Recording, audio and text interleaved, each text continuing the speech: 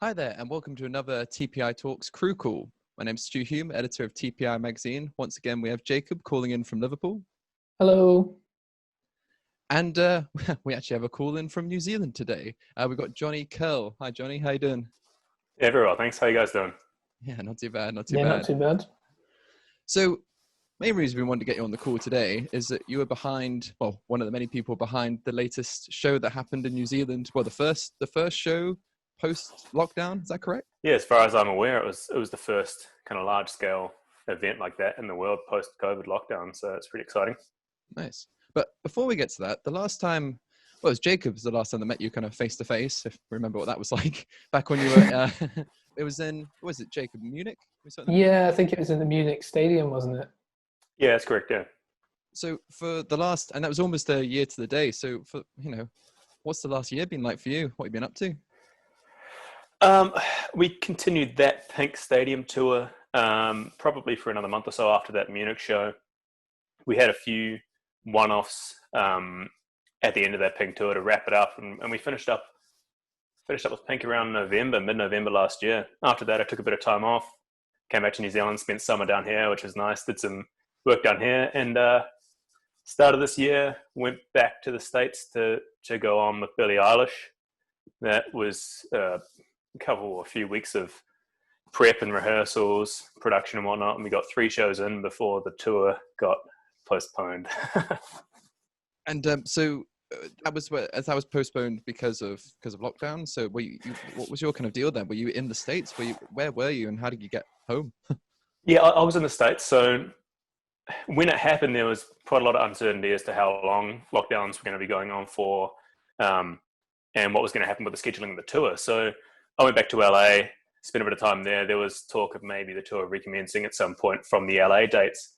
And when it became apparent that that wasn't going to happen, I started thinking about getting home. New Zealand government issued a statement saying, if you want to come home, you should come home now, sort of thing. So I did that and got in just before the lockdown in New Zealand. So what have you been up to during lockdown then? And what's lockdown been like in New Zealand? We had a very strict lockdown that lasted probably the best part of 2 months or so. We had a 5-week very strict lockdown and then another few weeks of fewer restrictions, but still quite a strict lockdown. I actually managed to catch COVID, so I had a few weeks where I wasn't doing a lot at all. And between myself and the person I was living with, we had a good maybe 4 or 5 week period where we weren't really able to go out and do anything or leave the house at all. Wow. The lockdown in New Zealand, you weren't, unless you were going out for essentials, unless you're doing shopping or you need to go to the bank or something, you couldn't leave. You could exercise, but you weren't supposed to go out in your car unless you were going to get essentials. So there wasn't a lot to do, despite the fact that I couldn't go out. That lasted for, as I say, maybe 5 weeks. So I was not doing a lot. And then once we started to drop down the lockdown levels, the local arena down here was repurposed for a good chunk of lockdown for a distribution center for essentials, food and essential items and stuff. And that was all people in the industry. So that was pretty cool. I got involved with that for a few weeks, probably a couple of months actually got involved with that. And that was kind of a regular day job for a little while, which is a laugh. And it felt good to be doing something that felt like it was doing good for the community, you know? Yeah. And so was it the Spark Arena that actually kind of got in touch with local crew people to get involved in this, or was it some other organization? What was the deal? My understanding, it's a government program. So the government got in touch with Spark Arena. They got in touch with their typical production guys and Live Nation production guys. And then they reached out to all the different crewing agencies and suppliers and stuff locally. And so, yeah, it varied, and each day was different numbers, but at one point was employing quite a lot of people, which was great to see. Oh, okay. So leading up to that point, obviously kind of doing this work, and then, it comes across your desk that they actually wanted to do a show in the Spark Arena. Yeah. So could you talk about that transition from kind of doing this kind of temporary work to then kind of going back to your regular job, really? Yeah, it was strange. It was great to have a job on offer. It was great to realize that, New Zealand was going back to normal to an extent.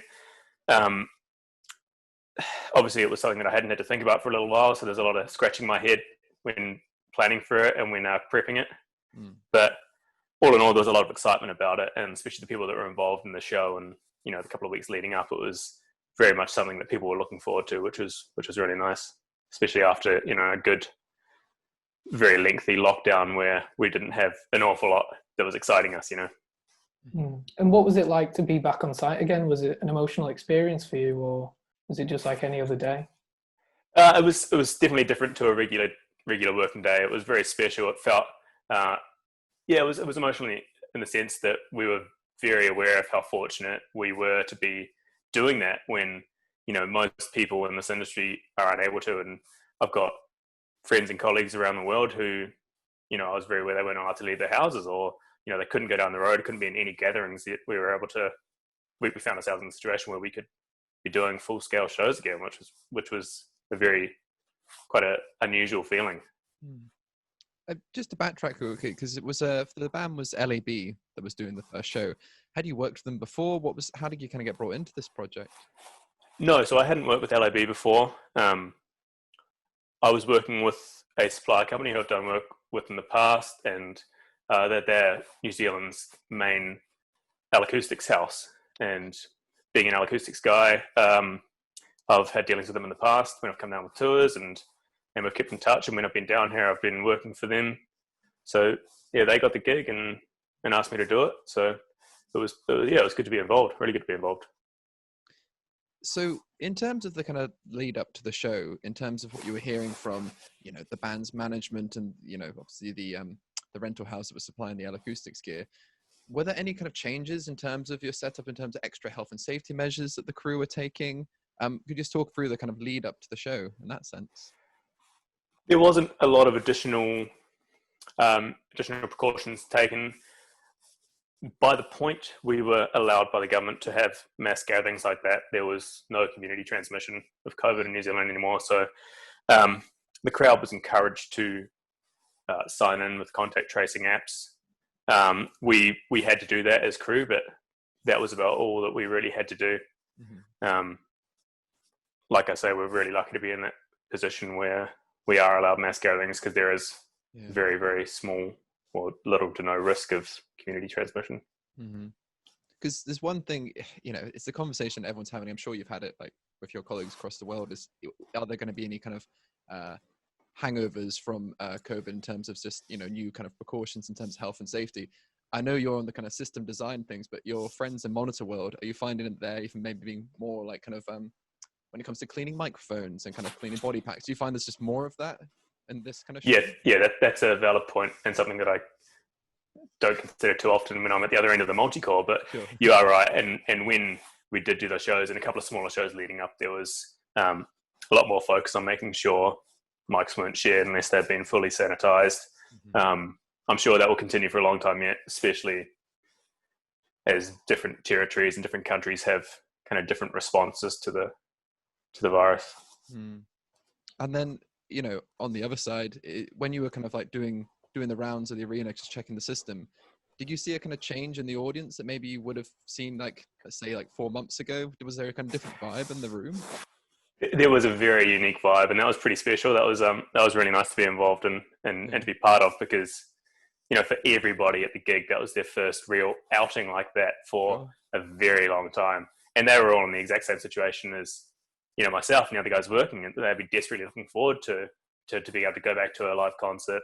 And, particularly something in New Zealand band, New Zealand punters in the crowd, everyone was, and it was an atmosphere I'd love to be able to be in all the time. It was really nice.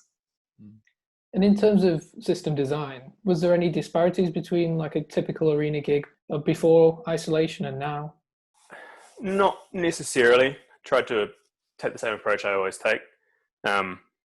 Obviously limitations in that I wasn't familiar with the band or familiar with the front of house engineer, so that affected my workflow a little bit, but as far as overall approach, it was the same.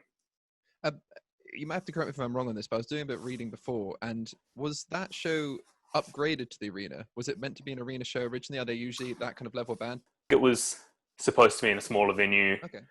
I'm not entirely sure how the dates changed, obviously around COVID, but I believe the date was changed because of COVID, and then there was such a response, ticket sales after the fact that they put it up from being in the town hall here, which is quite a bit smaller, to being in the arena.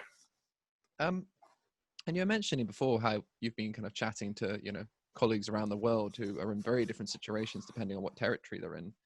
But as, I guess a case study of, a region of the world that has, I wouldn't say got through it all, because we never know what's kind of around the corner, but you've now got to a stage where live events can happen. From your perspective, is there anything that could be learned from what you kind of experienced during those kind of first shows that you think could then be passed on to the rest of the world as they kind of hopefully come out of the other end of this? I think one big thing that New Zealand's been focusing on, really big on, is just try to treat each other well and be respectful of, different people's situations. And you can tell when you go on to group events, and that event, you could tell some people were less comfortable than others. And it's, everyone was respectful of everyone else, and everyone was mindful that other people would feel differently about it. And I think that's pretty important, because the last thing you want when you're able to do these sorts of events again is for people not to enjoy them. Sure. And I think, everyone that went to that gig did enjoy it, because people were respectful. People were approaching it the way I think they should have been. And what have been like the kind of main questions you've been getting from, fellow kind of sound engineers from across the world when they've heard that you were behind the show? What's been like kind of the top of the list of what they want to know? There's not been as many questions, gig-related questions, as much as just expressions of envy and jealousy, which is totally understandable. Yeah. Not too many people have really asked any technical questions at all, if I'm honest. Oh. What are their general concerns then in the questions that they're asking? Are they intrigued about New Zealand in general, and what's kind of next for you? Have you got loads of gigs planned? What's the sort of landscape like in New Zealand gig-wise? I mean, the landscape is, everything here, daily life is back to normal. Really, the only restrictions that remain in New Zealand are at the border, people coming into the country. Moving forward, everyone's pushing for everything to go back to normal. Coming into, obviously we're in winter here at the moment, but as we approach summer, there's going to be more and more gigs. There's still, in the next couple of months are still looking reasonably quiet. There's things popping up here and there, but everyone's expecting come summertime for it to be back in full swing, although obviously it will be just New Zealand artists. Mm-hmm. And have you got any projects lined up yourself, or? Nothing set in stone at this point in time. My plans for the next little while, I'm going to be in New Zealand until my tour recommences. So that could be, that could be 6 months, or that could be a year, when nobody knows really. I'm just going to enjoy the downtime while I can, and I am actually. It's quite nice to be back here without stressing about work or without trying to find a gig. Everyone's in the same boat internationally, so I can just enjoy the downtime really. Yeah, I suppose it's probably the longest time you've been home as well, isn't it? And off the road. Yeah, it's the longest time I've been off the road in at least 5 years. So yeah, it's great to be back here. And as I say, normally when I do have any time off, you're either planning a tour or you're trying to find a tour, or there's other things on your mind. At the moment, now that everyone's in the same boat, it's I'm feeling strangely relaxed about everything. It's a common thing that, we're speaking to engineers from both the UK and America as well, and it's the one, I suppose the only one current recurring theme is that everyone's saying, like, what, when I get back to touring, I'm going to try and remember some of the stuff I did learn in lockdown in terms of kind of a bit of everything from like self-care and just kind of like enjoying the smaller things rather than kind of going a million miles an hour. Is that something you're going to try and maybe kind of carry on when the world touring resumes? Yeah, absolutely. I like to think that with this time off, I've learned to really appreciate the time off more than anything, because previously I've been the kind of person that if I get a month between tour legs, I'll try and fill that month with something. And I think this has been a good opportunity for me to go, actually it's quite enjoyable to spend a month doing nothing. Or just even just prioritizing spending time with friends and family, which is what I've been doing back here. It's been really, really nice.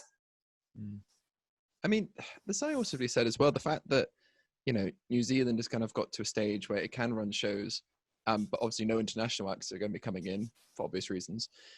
is there maybe kind of a thought within the industry over there that it could be actually really good for local artists, getting like a local band that's now in the arena who maybe if this was regular times, they wouldn't have been? Is there maybe a thought that this could be a bit of a chance? Absolutely, yeah. And a lot of people are thinking that a lot of promoters are obviously having to go, who can fill these slots now, who are going to be the next big artist. So there's a big push for New Zealand artists at the moment. There's also, there's a lot of crew here that have an opportunity to get involved in some of these shows, or crew that could have been working with a pub level band or a club level band may now have the opportunity to do arena shows or to do large scale stuff. So there's definitely opportunity for growth in all aspects of the live industry. So that's pretty exciting, and I'm sure there are guys here that are looking forward to that, particularly come summertime when Sure. I think the plan is to still do that, like large scale festivals and big events, but it'll just be a lot of Kiwis. Yeah. And I suppose there's just one thing I want to go through is we've seen a lot of front of house engineers and monitor engineers who have kind of obviously gone down the streaming route, and they're almost kind of like learning some broadcast skills to kind of make themselves useful as artists are trying to just find new ways to kind of communicate to audience. As a system designer, has there been any kind of like, skills that you've maybe picked up during lockdown, or you've seen other colleagues that have been kind of like diversifying, and what do you think the world 2021 could look like for system designers in terms of trying to have more skills and utilize them in the industry? I think that's a tricky one because it's not as applicable as front of house guy saying, oh, I can do a broadcast show or something. Obviously when you're doing system design, what you're trying to achieve as you progress through your career and develop the skills as you want, these large scale events to be bigger and better. And now we're talking about making these large scale events probably smaller in my situation. So it doesn't really line up the same way as it does for other aspects of the job. I mean, I'm sure there's plenty of people out there, particularly people that aren't able to think about going back to gigs now, that are frantically hunting for something that could be used moving forward. I've been spending a lot of time, fiddling and studying stuff and fiddling with design approach, and it's a good opportunity to do that when you don't have too much else to worry about. So I'd like to think that I'll have some good ideas coming into touring again, but they will be based around the same concepts of large scale live events.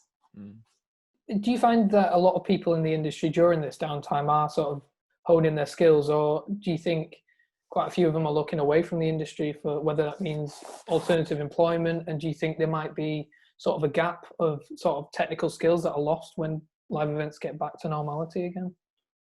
That is a concern. I think there will be a percentage of people in the industry who aren't able to survive this amount of downtime.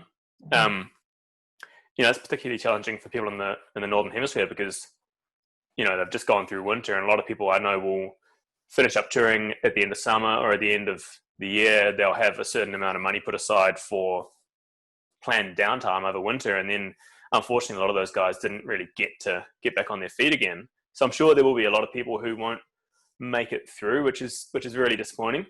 But I guess that opens up opportunities for other people who are dedicating themselves to it and who are kind of powering through the loss of income and loss of employment. And I'm sure at the other end of it, we'll see a lot of people coming out that'll be skilled new people, which will be exciting.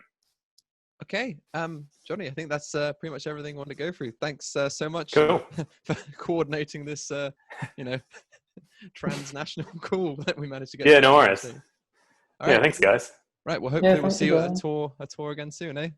Yeah, hopefully. Brilliant. All right, thanks for your time, man. See you later. See you guys.